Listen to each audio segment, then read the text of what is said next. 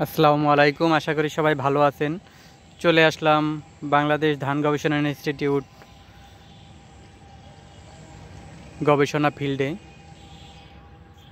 এপাশে দেখা যাচ্ছে প্রচুর ট্যাগ, প্রত্যেকটা সারির জন্য আলাদা আলাদা ট্যাগ লাগানো আছে। দেখুন বাঁশের খুঁটি দিয়ে।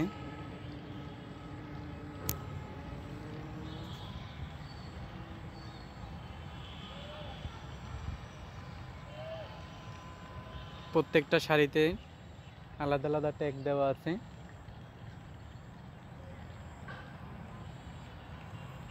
এই পাশে কিন্তু হলো ধান গবেষণার আবাসিক এলাকা।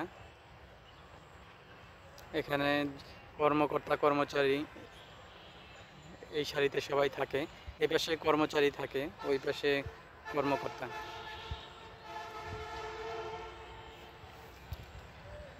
এটা হলো ব্রি ডরমেটরি।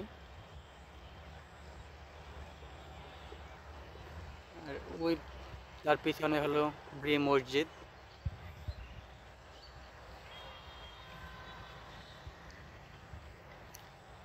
এই গবেষণা ফিল্ডের পরবর্তীতে আপডেট দেওয়ার চেষ্টা করব। ভিডিওটি লাইক দিয়ে চ্যানেলটি সাবস্ক্রাইব করে পাশে থাকবেন নিত্য নতুন ভিডিওর জন্য। আজকের মতো বিদায় নিচ্ছি, আল্লাহ হাফেজ।